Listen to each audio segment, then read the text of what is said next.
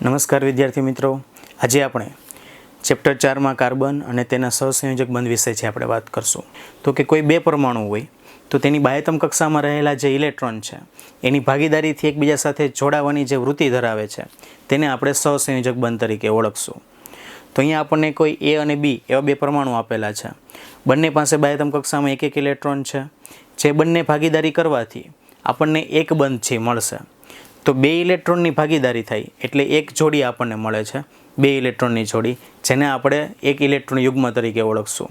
તો એક ઇલેક્ટ્રોન યુગ્મ મતલબ એક બંધ. તો એક બંધને છે આડી લાઈન વડે છે દર્શાવવામાં આવે છે. તો બે ઇલેક્ટ્રોન સામસામે પરમાણુના જોડાય છે એટલે આપણને એક બંધ છે મળે છે. હવે આ એ અને બી પરમાણુની અંદર જો બાહ્યતમ કક્ષામાં બબે ઇલેક્ટ્રોન હોય અને બંને બબે ઇલેક્ટ્રોનની ભાગીદારી કરશે તો આપણને 4 ઇલેક્ટ્રોન મળશે, એટલે કે બે ઇલેક્ટ્રોન યુગ્મ આપણને મળશે. તો જેનાથી આપણને બે બંધ છે મળશે.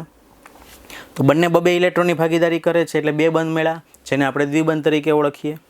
એ અને બી પરમાણુ જો 3 ઇલેક્ટ્રોનની ભાગીદારી કરે તો 3 ઇલેક્ટ્રોન યુગ્મ મળશે.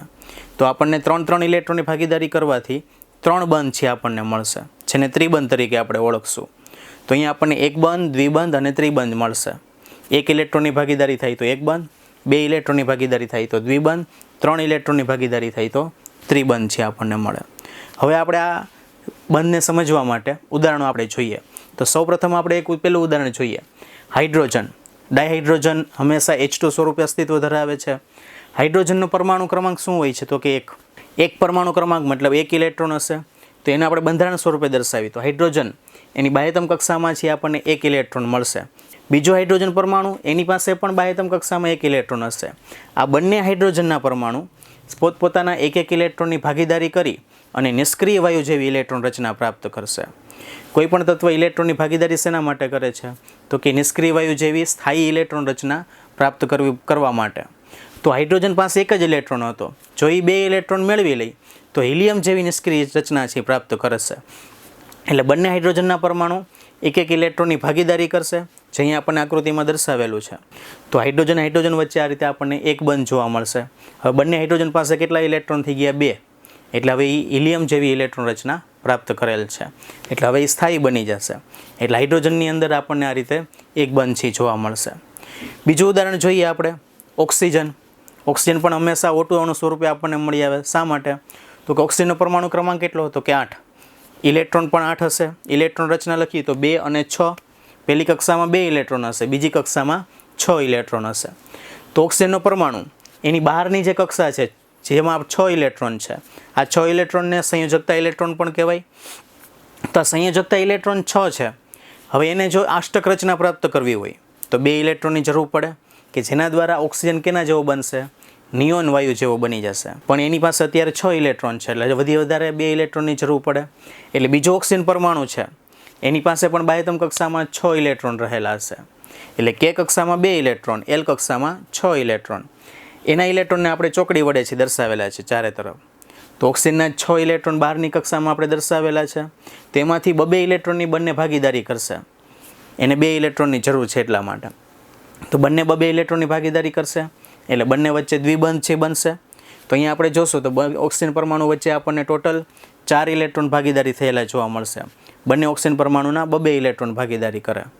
તો નીચે આપણે બેયના બંધ વડે દર્શાવેલું છે. તો ઓક્સિજન વચ્ચે આપણને દ્વિબંધ છે જોવા મળશે. તો આ રીતે ઓક્સિજન શું કરશે? 2 ઇલેક્ટ્રોનની ભાગીદારી કરી અને નિયોન જેવી ઇલેક્ટ્રોન રચના છે પ્રાપ્ત કરશે. તો અહીંયા આપણને દ્વિબંધ છે જોવા મળે છે. હવે આપણે જોઈએ નાઇટ્રોજન પરમાણુની અંદર. તો નાઇટ્રોજન હંમેશા દ્વિઅણુ સ્વરૂપે હોય, N2 સ્વરૂપે. એટલે N2 અણુ સ્વરૂપે છે અસ્તિત્વ ધરાવે છે.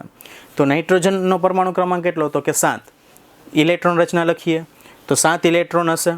2 અને 5 વડે આપણે દર્શાવશું. પહેલી કક્ષામાં 2 ઇલેક્ટ્રોન, બીજી કક્ષામાં 5 ઇલેક્ટ્રોન. હવે 5માંથી આપણે 8 એટલે કે અષ્ટક રચના પૂર્ણ કરવી હોય તો 3 ઇલેક્ટ્રોનની જરૂર પડશે.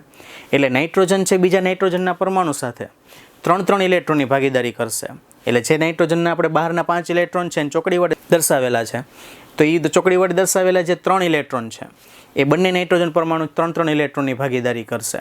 એટલે 3 ઇલેક્ટ્રોન યુગ્મની જોડ મળશે અને બંને વચ્ચે આપણને 3 બંધ છે જોવા મળશે. તો અહીંયા તમે જોઈ શકો નાઇટ્રોજન વચ્ચે 3 એટલે ટોટલ 6 ઇલેક્ટ્રોન જોવા મળે છે અને બંને વચ્ચે આપણને 3 બંધ છે જોવા મળશે નાઇટ્રોજન અને નાઇટ્રોજન વચ્ચે, જેના કારણે નાઇટ્રોજન છે એ નિયોન જેવી ઇલેક્ટ્રોન રચના પ્રાપ્ત કરશે. 3 ઇલેક્ટ્રોન મેળવી લઈએ તો નાઇટ્રોજનની ઇલેક્ટ્રોન રચના શું થઈ જશે તો કે 2 અને 8. તો એ કોના જેવી છે ઇલેક્ટ્રોન રચના? નિયોન જેવી. તો આ રીતે હાઇડ્રોજન, ઓક્સિજન અને નાઇટ્રોજન એ પોતે ઇલેક્ટ્રોનની ભાગીદારી વડે નિષ્ક્રિય વાયુ જેવી ઇલેક્ટ્રોન રચના પ્રાપ્ત કરે છે. તો આ રીતે અહીંયા આપણે જોયું જે બંધ એ આપણે એક સરખા પરમાણુ વચ્ચે ઇલેક્ટ્રોનની ભાગીદારીથી આપણે જોયું. હવે આપણે જોઈએ તો કે અલગ અલગ પરમાણુઓ વચ્ચે અલગ અલગ પરમાણુ હોય તો એમાં ઇલેક્ટ્રોનની ભાગીદારી થઈને સહસંયોજક બંધ મળે. તો એ કઈ રીતે મળશે? તો કે જેમ કે આપણે ઉદાહરણ જોઈએ, જેમ કે H2O પાણી, તો અહીંયા ઓક્સિજન સાથે 2 હાઇડ્રોજન જોડાયેલા હોય છે. ઓક્સિજનનો આપણે એનો પરમાણુ ક્રમાંક કેટલો તો કે 8, ઇલેક્ટ્રોન રચના 2 અને 6, એટલે ઓક્સિજનની બાહ્યતમ કક્ષામાં કેટલા ઇલેક્ટ્રોન હશે? 6 ઇલેક્ટ્રોન. હાઇડ્રોજનનો પરમાણુ ક્રમાંક 1, એટલે એની પાસે 1 ઇલેક્ટ્રોન હશે. હવે ઓક્સિજનને કેટલા ઇલેક્ટ્રોન રચનાની જરૂર પડશે તો કે 2 ઇલેક્ટ્રોનની, તો એની અષ્ટક રચના પૂર્ણ થશે. હાઇડ્રોજનને 1 ઇલેક્ટ્રોનની જરૂર પડશે તો એ પોતાની સ્થાયી ઇલેક્ટ્રોન રચના પ્રાપ્ત કરશે. એટલે ઓક્સિજનને 2 ઇલેક્ટ્રોન મેળવી એટલે ભાગીદારી દ્વારા એ નિયોન જેવો બનશે અને હાઇડ્રોજન છે ભાગીદારી દ્વારા હિલિયમ જેવો છે બનશે. હવે ઓક્સિજન છે એ 2 હાઇડ્રોજન પરમાણુ સાથે, કારણ કે ઓક્સિજનને 2 ઇલેક્ટ્રોનની જરૂર છે અને હાઇડ્રોજન પાસે 1 જ ઇલેક્ટ્રોન છે, તો ઓક્સિજનને 2 ઇલેક્ટ્રોનની જરૂર પડે એટલે એના માટે 2 હાઇડ્રોજન સાથે જોડાશે. એટલે ઓક્સિજન છે પોતાના બહારની કક્ષાના 6 માંથી 2 ઇલેક્ટ્રોનની ભાગીદારી બંને હાઇડ્રોજનના 1 ઇલેક્ટ્રોન સાથે ભાગીદારી કરશે. અહીંયા તમે જોશો તો ઓક્સિજન સાથે છે એ બંને હાઇડ્રોજન પરમાણુ 1 ઇલેક્ટ્રોનની ભાગીદારીથી જોડાયેલા આપણને જોવા મળશે. તો બંને વચ્ચે છે 1 ઇલેક્ટ્રોનની ભાગીદારી થાય એટલે ઓક્સિજન હાઇડ્રોજન વચ્ચે આપણને 1 બંધ છે આપણને જોવા મળશે. એટલે બંને હાઇડ્રોજન પરમાણુ સાથે ઓક્સિજન 1 બંધથી છે જોડાયેલો હોય. ઓક્સિજનના એ સિવાયના જે 4 ઇલેક્ટ્રોન છે એ જેમના તેમ પડ્યા રહેશે.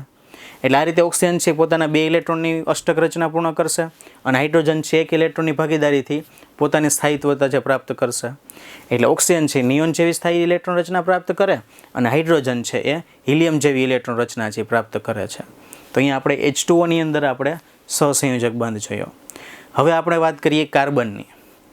તો કાર્બનનું જે સંયોજન છે CH4 મિથેન, જેને આપણે કુદરતી વાયુ તરીકે ઓળખીએ છીએ. અહીંયા કાર્બન છે એનો પરમાણુ ક્રમાંક કેટલો હોય છે તો કે 6. ઇલેક્ટ્રોન રચના લખીએ તો કે 2 અને 4 આપણને મળશે. બહારની કક્ષામાં કેટલા ઇલેક્ટ્રોન છે? 4. એટલે કાર્બન પાસે 4 સંયોજકતા ઇલેક્ટ્રોન છે. હવે કાર્બનની અષ્ટક રચના પૂર્ણ કરવી હોય તો કેટલા ઇલેક્ટ્રોનની જરૂર પડે? 4 ઇલેક્ટ્રોનની જરૂર પડશે. હાઇડ્રોજન પાસે 1 જ ઇલેક્ટ્રોન હોય એટલે કાર્બન પોતાની બાહ્યતમ કક્ષામાં રહેલા જે 4 ઇલેક્ટ્રોન છે એ 4 ઇલેક્ટ્રોનની હાઇડ્રોજનના 1 ઇલેક્ટ્રોન સાથે ભાગીદારી કરશે. અહીંયા તમે જોશો તો ખ્યાલ આવશે કે કાર્બનના ઇલેક્ટ્રોન આપણે ચોકડી વડે દર્શાવેલા છે. એ ચોકડી વડે દર્શાવેલા ઇલેક્ટ્રોન એ હાઇડ્રોજનના જે ટપકા વડે દર્શાવેલા ઇલેક્ટ્રોન છે એની સાથે ભાગીદારીમાં જોડાયેલા આપણને જોવા છે મળે છે. તો અહીંયા કાર્બન છે 4 હાઇડ્રોજન સાથે 1 ઇલેક્ટ્રોનની ભાગીદારીથી જોડાય છે. મતલબ બધા હાઇડ્રોજન સાથે 1 બંધ બનાવશે. એટલે કાર્બન ટોટલ 4 સહસંયોજક બંધ છે જોવા મળશે. બધા બંધ છે 1 બંધ પ્રકારના જ મળે છે, કારણ કે બધા હાઇડ્રોજન પરમાણુ સાથે 1 ઇલેક્ટ્રોનની ભાગીદારી કરે છે. એટલે આ રીતે કાર્બન 4 સહસંયોજક બંધથી છે પોતાની અષ્ટક રચના પૂર્ણ કરશે, જેના દ્વારા કાર્બન છે નિયોન જેવી ઇલેક્ટ્રોન રચના પ્રાપ્ત કરશે અને હાઇડ્રોજન છે હિલિયમ જેવી ઇલેક્ટ્રોન રચના પ્રાપ્ત કરશે. તો આ રીતે CH4ની અંદર એટલે કે કાર્બનની અંદર આપણને સહસંયોજક બંધ છે જોવા મળશે. કાર્બન પાસે બહારની કક્ષામાં 4 ઇલેક્ટ્રોન હોય એટલે મેક્સિમમ 4 બંધ છે બનાવી શકે છે. એટલે આ રીતે આપણે કાર્બન અને હાઇડ્રોજનમાં આપણે આ રીતે સહસંયોજક બંધ છે આપણે જોયા. નમસ્કાર.